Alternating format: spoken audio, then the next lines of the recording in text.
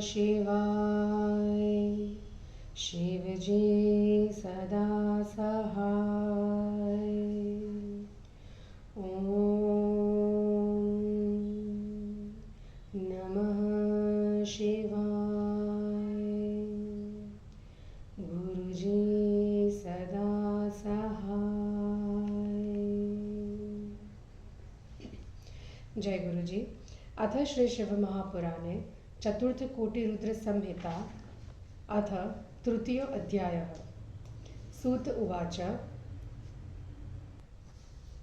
ब्रह्मपुर्या चित्रकूटे लिंगं मत गजेन्द्रकं ब्रह्मणा स्थापितं पूर्व सर्वकाम समृद्धिधम तत्पूर्वदिशि कोटिशं लिंगं सर्ववरप्रदं गोदावर्याः पश्चिमे तल्लिंगं पशुपतिनायकं दक्षिणस्यां दिशि कश्चिद् त्रीश्वर इति स्वयं लोकानामुपकारार्थ मनसूयासुखाय च प्रादुर्भूतः स्वयं देवो अनावृष्टयामजीवयत स एव शङ्करः साक्षात् अंशेन स्वयमेव हि ऋषय ऊचु। सूत महाभाग कथमत्रीश्वरो हरः उत्पन्नः परमो दिव्य अस्तत्वं कथय संवृत।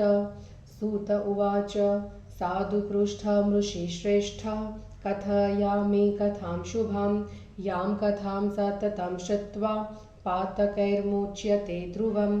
दक्षिणस्यां दिशि महत कामदं नाम यद्वनं चित्रकूटसमीपेऽस्ति तपसां हितदं सतां तत्र च ब्रह्मणः पुत्रो ह्यत्रिनामा ऋषिः स्वयं तपस्तेऽपि इति कठिनमनसूयाम समन्वितः पूर्व कदाचित्तत्रैव ह्यनावृष्टिरभून्मुने दुःखदा प्राणिनां देवा द्विकटा शतवार्षिकी वृक्षाः शुष्कास्तदा सर्वे पल्लवानि फलानि च नित्यर्थ न जलं कापि दृष्टमासीन्मुनीश्वराः आद्रिर्भावो न लभ्येत खरावातादिशो दशः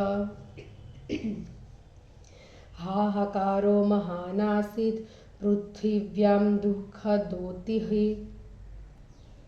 संवर्तः चैव भूतानां दृष्ट्वा त्रिगृहिणी प्रिया साध्वी चैवाब्रवीदत्रिं मया दुःखं न सह्यते समाधो च विलीनोऽभूत् आसने संस्थितः स्वयं प्राणायामत्रिरावृत्या कृत्वा मुनिवरस्तदा ध्यायति स्म परं ज्योतिरात्मस्थामात्मना सच्चसः अत्रिर्मुनिवरो ज्ञानी शङ्करं निर्विकारकं स्वामिनि ध्यानलीने च शिष्यस्ते दूरतो गतः अन्नं विना तदा ते तु मुक्त्वा तं स्वगुरुं मुनिम् एकाकिनी तदा जाता सानसूया पतिव्रता सिषेवे सा च सततं तं मुदा मुनिसत्तमम् पार्थिवं सुन्दरं कृत्वा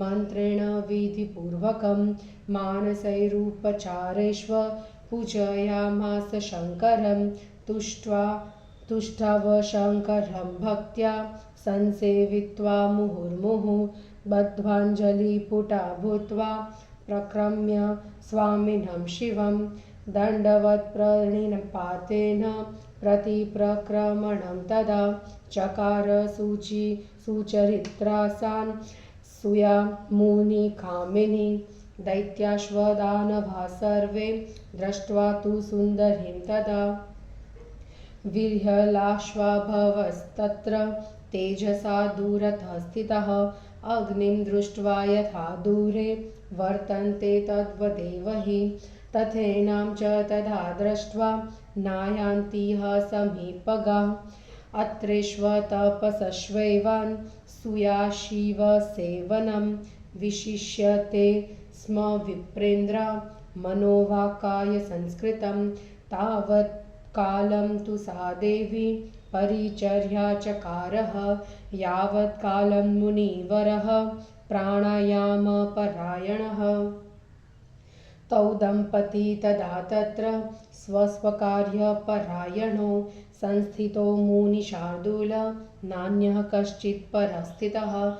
एवं जाते तदा काले ह्यत्रीश्वरऋषिसत्तमः ध्याने च परमेलीनो न व्यबुध्यत किञ्चन। अनसूयापि सा साध्वी स्वामिनं वै शिवं तथा भेजे नान्यत् परं किञ्चित् जानीते स्म च सा सती।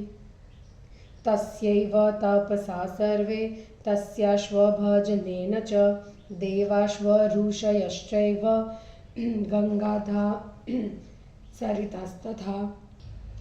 दर्शनार्थतयो सर्वाः परे प्रीत्या समाययुः दृष्ट्वा च तत्तपस्सेवां विस्मयं परमं ययुः।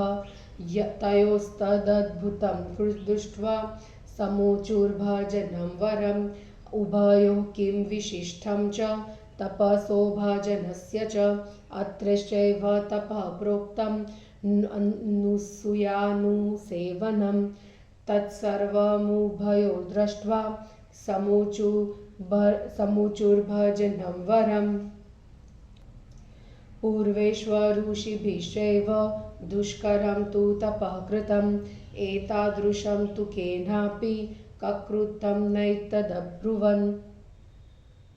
धन्योऽयं च मुनिर्धन्या तथेयमनसुखिका यदेताभ्यां परप्रीत्या क्रियते सुतपः पुनः। एतादृशं शुभं चेत तत्पो दुष्करमुत्तमं त्रिलोक्यां क्रियते केन साम्प्रतं ज्ञायते न हि। तयोरिव प्रशंसा च कृत्वा ते तु यथागतं गतास्ते च तदा तत्र गङ्गा न गिरिशं विना। गङ्गां मद्भजनप्रीता साध्वी धर्मविमोहिता कृत्वोपकारमेतस्या गमिष्यामीत्युवाच सा। शिवोऽपि ध्यानसम्बन्धो मुनेरत्रिर्मुनीश्वरः पूर्णाशेन स्थितस्तत्र कैलासं तं जगामः। पञ्चाशश्व तथा चात्र चत्वारि ऋषिसत्तमाः वर्षाणि च गतान्यासन् वृष्टिर्नैवाभवत्तदा। यावच्चाप्यत्रिणाहेवं तपसा ध्यानमाश्रितम् अनसूया तथा नैव गृहमिति शणाकृता। एवं च क्रियमाणे हि मुनिना तपसि स्थिते अनसूया सुभजने यज्जातं श्रूयतामिति। इति श्री शिवमहापुराणे चतुर्थकोटिरुद्रसंहितायाम् अनसूया तपोवर्णनम नाम तृतीयोऽध्यायः। हिंदी अनुवाद। सूत जी ने कहा, ब्रह्मपुरी में चित्रकूट पर्वत पर ब्रह्मा जी द्वारा पहले स्थापित एक मत्तगजेंद्र नामक लिंग है जो सभी कामनाओं को पूर्ण करता है। उसके पूर्व में सभी वरों को देने वाला कोटिश लिंग है। गोदावरी के पश्चिम में पशुपति नामक एक लिंग है। दक्षिण दिशा में स्वयं शिव जी अत्रीश्वर लिंग के रूप में अनसूया तथा लोकों के हित के लिए स्थित है और जिन शिव जी ने अपने अंश के प्रकट होकर वर्षा के अभाव से पीड़ित लोगों को जिलाया था।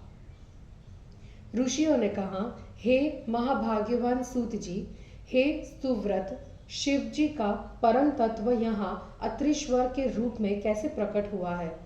सूत जी ने कहा, हे ऋषिवरों, आप लोगों ने ठीक ही पूछा। इस संबंध में मैं एक उत्तम कथा सुनाता हूँ। जिस कथा को सुनने से मनुष्य पापों से मुक्त हो जाता है। दक्षिण दिशा में कामद नाम का एक महान वन चित्रकूट के समीप में है जो तपस्वी और सज्जनों को सुख देने वाला है। वहां ब्रह्मा जी के पुत्र महर्षि अत्रि अपनी स्त्री के साथ कठिन तप करते थे। हे मुनि, वहां किसी समय 100 वर्षों तक प्राणियों को दुख देने वाली भयंकर अनावृष्टि हुई। हे मुनिवरों, उस समय सभी पेड़, फल तथा पत्ते सूख गए थे। प्रतिदिन पीने के लिए कहीं जल भी नहीं दिखलाई देता था, कहीं गीलापन नहीं दिखलाई देता था। 10 दिशाओं में दुखद गर्म हवा बहती थी। प्राणियों में हाहाकार मच गया। प्राणियों का विनाश होते देखकर अत्रि की पतिव्रता स्त्री ने अपने पति से कहा कि मुझसे यह दुख सहन नहीं हो रहा है। तब मुनिवर आसन में बैठकर 3 बार प्राणायाम कर समाधि मग्न हो गए और वे निर्विकार परम ज्योति शिव जी का अपने हृदय में ध्यान करने लगे। अपने गुरु तथा अपने स्वामी को ध्यान मग्न देखकर भोजन के अभाव में अनेक शिष्य उन्हें छोड़कर दूर चले गए। तब वह पतिव्रता अनसुया अकेली रह गई। वह प्रतिदिन अत्रि मुनि तथा उस पार्थिव लिंग की मंत्र से विधिपूर्वक पूजा करती थी। मानस उपचारों से बार बार भक्तिपूर्वक शिव जी की पूजा तथा स्तुति करती थी। हाथ जोड़कर अपने पति तथा शिव की परिक्रमा करके प्रत्येक परिक्रमा में दंडवत प्रणाम किया करती थी। उस सुंदरी सच्चरित्र मुनि पत्नी अनसुया को दैत्यों तथा देवताओं ने देखा। उसके तेज से घबराकर वे सब उसी प्रकार दूर रहे, जैसे लोग अग्नि को देखकर दूर रहते हैं। इसे देखकर कोई भी उसके पास नहीं आया। इधर अत्रि तपस्या में और अनसुया शिव जी की सेवा में लगी रही। हे ब्राह्मण श्रेष्ठो, वह अनसुया तब तक विशेष रूप से मन, वचन, कर्म से शिव जी की सेवा करती रही जब तक मुनि प्राणायाम में तत्पर थे, और तब तक वे स्त्री पुरुष अपने अपने कार्यों में तत्पर रहे। हे मुनिवर, जब तक वहां कोई नहीं था, ऐसा होने पर मुनिवर अत्रि अपने ध्यान में मग्न होने के कारण नहीं जगे। पतिव्रता अनसुया भी अपने स्वामी और शिव जी की सेवा में तत्पर होकर कुछ नहीं जानती थी। उसके तप तथा उस अनसुया के भजन से अत्यंत प्रसन्न होकर देवता, ऋषि तथा गंगा आदि नदियां उन दोनों का दर्शन करने वहां आए। उनके तप तथा उनकी सेवा को देखकर वे चकित हुए। उनके उस आश्चर्यजनक भजन को देखकर उन्होंने कहा कि अत्रि मुनि की तपस्या तथा अनसुया जी का भजन, इनमें से कौन सा उत्तम है। उन दोनों के तप और भजन को देखकर उन्होंने भजन को श्रेष्ठ कहा, क्योंकि पहले समय में भी ऋषियों ने कठोर तप किया था। ऐसा तप और भजन किसी ने नहीं किया, इसलिए यह अत्रि मुनि तथा अनसुया धन्य है। ये जो दोनों प्रेम से तप कर रहे हैं, ऐसा तप करना अत्यंत कठिन है। 3 लोकों में ऐसा तप किसने किया है, इस समय कहा नहीं जा सकता। उनकी प्रशंसा करके वे जहां से आए थे उधर ही चले गए, किंतु गंगा जी वहां से नहीं गए। वे शिव भजन से प्रसन्न तथा धर्म मोहित होकर वहां रह गए। हे मुनिवरों, गंगा जी ने कहा कि मैं अनसुया का उपकार करके जाऊंगी। शिव जी अत्रि मुनि के ध्यान से बनकर वहीं रह गए। हे मुनिवरों, वहां शिव जी पूर्ण अंश से स्थित होकर स्वयं कैलाश चले गए। यहाँ 54 वर्ष बीत गए, किंतु वर्षा नहीं हुई। इस प्रकार जब तक अत्रि मुनि ध्यान मग्न हो तप कर रहे थे, अनसुया ने तब तक मैं जल ग्रहण नहीं करूंगी यह प्रतिज्ञा कर रखी थी। इस प्रकार अत्रि मुनि के तप करने और अनसुया के भजन करने से जो हुआ उसे सुनिए। और इस प्रकार श्री शिव महापुराण में अनसुया अत्रि तप वर्णन नामक 3रा अध्याय समाप्त हुआ। जय गुरु जी।